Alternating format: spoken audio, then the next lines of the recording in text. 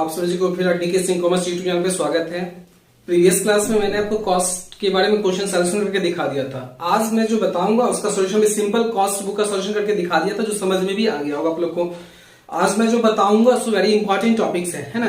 Cost with profit के साथ कैसे बनता है, ठीक है, उसके बारे में एक्सप्लेन करूंगा क्या है। इसका फॉर्मूला ऑलरेडी मैंने बोर्ड पे दे दिया, उसके बारे में समझाऊंगा, ठीक है। तो प्लीज वीडियो को पूरा देखिएगा, अंत तक देखिएगा, स्किप बिल्कुल मत कीजिए। स्किप कीजिएगा तो समझ में नहीं आएगा, अंत तक देखिए, है ना। और जो छात्र नए हैं मेरे चैनल को सब्सक्राइब नहीं किए तो प्लीज सब्सक्राइब कर लीजिए, है ना। वीडियो अच्छा लगे तो उसे लाइक और अपने दोस्तों के साथ शेयर जरूर कीजिए, ठीक है।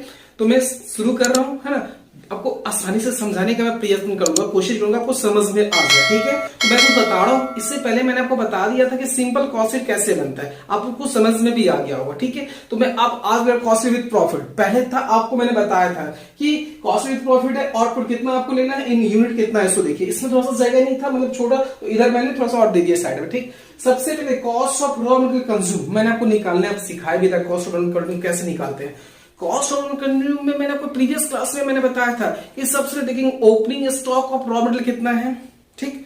उसमें अपने परचेज ऑफ रॉ मटेरियल अपने कितना खरीदा है उसे ऐड करोगे, कैरेज इनवर्ड जो भी लगा उसमें ऐड करोगे, उसमें से लेस कर देंगे क्लोजिंग स्टॉक रॉ मटेरियल, तो वो आ जाएगा रॉ मटेरियल कंज्यूम आ जाएगा। प्रीवियस क्लास में वीडियो देख लीजिए तो समझ में आ जाएगा कि कैसे निकाले थे, ठीक है। तो रॉ मटेरियल डायरेक्ट मैंने लिख लिया। इसके बाद क्या था, डायरेक्ट लेबर या प्रोडक्टिव वेजेस जो होगा उसे, इसका एक्सपेंसेस, डायरेक्ट एक्सपेंसेस सबको जोड़ देंगे, निकल जाएगा क्या, निकल जाएगा आपको पीसी बोलते हो, प्राइम कॉस्ट, जो इसको आप ए भी कह सकते हो, ए भी कह सकते हो। Total cost, cost per unit, जितना भी प्रोडक्ट बन रहा है, मान लो ये एसकेसी मार्कर है, 1 लाख मार्कर आपको प्रिपेयर करना है, तो ये पर मार्कर कितना होगा उसका कॉस्ट निकल आएगा, पर यूनिट का कॉस्ट निकल आएगा। तो 1 यूनिट का निकल पता कर सकते हो, 1 यूनिट हमको प्रॉफिट कितना और इसके लिए, ठीक है। तो ये आपका निकलता चला जाएगा, पर यूनिट का कॉस्ट निकलता चला जाएगा। तो आपका पीसी तो मालूम चल गया। इसके बाद हम आते हैं फैक्ट्री ओवरहेड। इस माल कहां गया, फैक्ट्री में आ जाएगा। कहां जाएगा माल, फैक्ट्री में। तो फैक्ट्री में लगा इनडायरेक्ट वेजेस, अनप्रोडक्टिव वेजेस ले लिए, फ्यूल आ सकता है, पावर आ सकता है, कोल है, लाइटिंग है, वाटर, लाइटिंग वाटर का फैक्ट्री इंश्योरेंस है, रेंट ऑफ फैक्ट्री है, depreciation factory building, depreciation factory building and machine, it और जो फैक्ट्री में जो भी खर्चे होंगे सब फैक्ट्री ओवरहेड में आएगा। कहां जाएगा, फैक्ट्री ओवरहेड में आ जाएगा, ठीक है। इसके बाद आप इसे ऐड कर लो। इसमें opening stock of WIP, WIP का मतलब होता है वर्क इन प्रोग्रेस, कार्य प्रगति पर। नहीं देखते हैं कि कार्य मतलब अधूरा है, कुछ काम हो गया, कुछ काम बाकी, उसको बोलते हैं डब्ल्यूआईपी। ये कर दिए, ऐड कर दिया, क्लोजिंग स्टॉक ऑफ डब्ल्यूआईपी यहां पे आ गया। तब इसमें अगर एडिशनल ओवरबर्डन और एक्टिविटीज को सुधार जो ओवरबर्डन में किया होगा वो यहां दे देंगे, इसको ऐड कर दीजिए। इसका सेल ऑफ स्क्रैप डिफेक्टिव, जो उसको जो भी आपका माल कुछ ऐसा था जो डिफेक्टिव था तो उसको सेल कर दिया। तो इसके बाद करने के बाद लेस कर जो बच जाएगा ये कहलाएगा फैक्ट्री या वर्क कॉस्ट, क्या कहलाएगा, फैक्ट्री या वर्क कॉस्ट कहलाएगा ये, ठीक है। यहां तक आपको समझ में आ गया होगा। तो डब्ल्यूसी अगर जो फैक्ट्री से माल निकल जाता है उसमें वो हो जाता है डब्ल्यूसी, वर्क कॉस्ट या फैक्ट्री कॉस्ट आप उसको कह सकते हो, ठीक। अब माल गया ऑफिस में, माल कहां चला गया, ऑफिस में गया। तो ऑफिस में जाएगा तो ऑफिस ओवरहेड होगा, क्या होगा, ऑफिस ओवरहेड हो जाएगा। ऑफिस में जाएगा तो अब ऑफिस ओवरहेड होगा तो ऑफिस में सब क्या सैलरी देते हैं, ठीक है। बिल्डिंग, मशीन जो वगैरह सब चलता है उस पर डिप्रिसिएशन जो भी आपको लगता है, देखिए ऑफिस में legal expenses, office expenses, office sales salary, administrative expenses, printing stationery, fee of director, देखिए telephone, management director salary, depreciation of office building, furniture, repair of office building या फर्नीचर रिपेयर करेंगे तो अब इसे आप ऐड कर दो तो आ जाएगा क्या, ऑफिस कॉस्ट या कॉस्ट ऑफ प्रोडक्शन। इसको ए कर लीजिए तो उसका बी कर लो, यहां जो मैंने निकाली इसको बी कर लीजिए आप, ठीक। इसको आप सी कर लो, ये आ गया, ठीक है। कॉस्ट ऑफ प्रोडक्शन आ गया, इसको कॉस्ट ऑफ या cost total cost of office cost है, कॉस्ट ऑफ प्रोडक्शन यह निकल गया। इसमें ऐड करेंगे opening stock of finish goods, जो माल आपका फिनिश होगा उसका ओपनिंग स्टॉक क्या है, इसका इसमें लेस कर देंगे closing stock of finish less करके यहाँ जाएगा कॉस्ट ऑफ गुड्स सोल्ड, क्या निकल जाएगा, डी में कॉस्ट ऑफ गुड्स सोल्ड यहाँ पे आ जाएगा। कॉस्ट ऑफ गुड्स सोल्ड दे दिए कॉस्ट ऑफ गुड्स सोल्ड। इसके बाद माल चला गया बिकने के लिए, ऑफिस से निकल के माल बिकने के लिए तैयार हो जाता है तो आता है सेलिंग ओवरहेड होता है, सेलिंग एंड डिस्ट्रीब्यूशन ओवरहेड हो जाएगा। इसमें क्या क्या आएगा, सेलिंग में क्या प्रचार करना पड़ता है आपको, जिसे होता है बड़ा डिस्काउंट देना होता है, ट्रैवलिंग यातायात का कुछ खर्चा होता है, जानने का कुछ खर्चा होगा। इसके बाद सेल्स, जो माल बेचेगा भाई वो भी तो आपसे सेल्समैन जो कमीशन तो लेगा ना, जो माल बेचेगा सेल्समैन कमीशन ले लेगा आपसे। इसके बाद डिप्रिसिएशन ऑन डिलीवरी वैन, जो माल आप डिलीवरी करोगे उस वैन पे कुछ आपको डिप्रिसिएशन भी लगेगा। इसके बैड डेट, कुछ माल जो डूब जाएगा।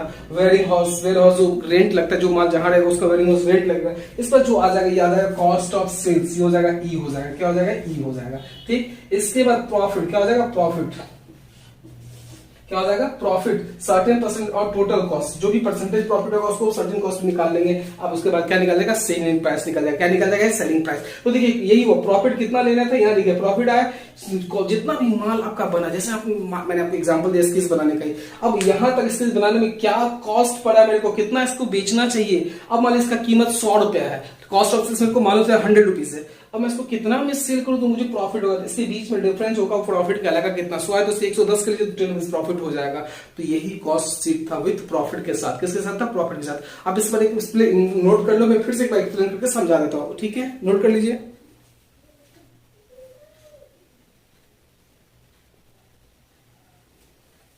ठीक है, आप लोग नोट कर लिए होंगे, है ना, तो आपको इसमें कोई प्रॉब्लम नहीं होगा। बस मोटा सा ध्यान रखिएगा कि जब आपने क्या करते हैं रॉ मटेरियल, जैसे आप एक इजी वे में समझिए कि रॉ मटेरियल कंज्यूम कैसे निकालते हैं। तो रॉ मटेरियल कंज्यूम मैंने बताया भी था कि सबसे पहले आप लेंगे ओपनिंग स्टॉक ऑफ, क्या लेंगे, रॉ मटेरियल, ऐड कीजिएगा परचेज ऑफ रॉ मटेरियल, जो माल आपने खरीदा उसको ऐड करोगे। फिर कैरेज इनवर्ड, जो भी उसमें कैरेज वगैरह सब उसको ऐड कर दीजिए, उसमें ऐड कर लेस कर देंगे क्या, क्लोजिंग स्टॉक रॉ मटेरियल, तो रॉ मटेरियल कंज्यूम निकल जाएगा। पीसी, अब कोई भी माल, मतलब कोई भी माल बनाने के लिए 3 चीज तो आपको चाहिए, मटेरियल कंज्यूम चाहिए, उसका वेजेस चाहिए, मजदूरी चाहिए, और उसका एक्सपेंस। ये 3 चीज के बिना माल तैयार नहीं होगा। तो एक्सपेंसेज हो, लेबर हो, या फिर जिसको वेजेस बोलते हो, या फिर उसके बाद आपका मटेरियल चाहिए। 3 के बाद आपका माल आ गया, तैयार करना है। तो ये तीनों को जो आप ऐड करते हो वही हो जाता है प्राइम कॉस्ट, मूल लागत हो जाता है। इसके बिना माल बन नहीं सकता है। तो प्राइम कॉस्ट आपका आ गया, पीसी आ गया। प्राइम कॉस्ट के बाद माल जाता है फैक्ट्री में। माल कहां जाएगा, फैक्ट्री में। अब फैक्ट्री में जो लगता है आपको, फैक्ट्री जो भी खर्च, फैक्ट्री में फ्यूल लगता है, हीट, वाटर, लाइटिंग लगता है, उसके बाद उस मशीनरी सब जो प्रयोग करते हैं, वहां का जो रेंट ऑफ फैक्ट्री जो होता है, ये सब जो चार्ज होते हैं। जैसे मैंने यहाँ दिया था कि जहां जगह नहीं था सही कारण में फ्यूल यहाँ लिख दिया, पावर, कोल, बिजली सब, वाटर, फैक्ट्री इंश्योरेंस है, rent of factory, depreciation factory building सब, ये सब जो फैक्ट्री में जो एक्सपेंस आपको होंगे, तो ये कहलाएगा क्या, फैक्ट्री ओवरहेड। क्या कहलाएगा, फैक्ट्री ओवरहेड कहलाएगा। ठीक है, ये समझ भी गए होंगे। इसके बाद इसमें एक चीज क्या करते हैं, opening WIP, work in progress होता है। मतलब माल आप बनाए, अधूरा, अभी पूरा कंप्लीट नहीं हुआ, इसको बोलते हैं WIP बोलते हैं। ओपनिंग स्टॉक को ऐड कीजिएगा, क्लोजिंग स्टॉक को लेस कर देंगे, लेस कर दिए, यहाँ आ गया, इसमें से ऐड कर देंगे एडिशनल ओवरहेड, कुछ और होगा, ऑन रेक्टिफिकेशन, उसको हर कुछ किया होगा उसको ऐड कर दीजिए। फिर इसमें से फिर आप लेस कर दोगे, क्या लेस करेंगे, sale of scrap of defective. कोई ऐसा है कि आपने जो डिफेक्टिव था आपने उसको सेल कर दिया, कोई मान लीजिए टूट गया, कोई प्रॉब्लम आ गया, उससे आपने सेल कर दिया। ठीक है, ये यहाँ आ जाएगा, कर दिए। इसका ये फैक्ट्री कॉस्ट आ जाता है, या वर्क कॉस्ट, जो भी फैक्ट्री कॉस्ट है या वर्क कॉस्ट की। इसका फैक्ट्री से माल निकल के ऑफिस की तरफ आ गया।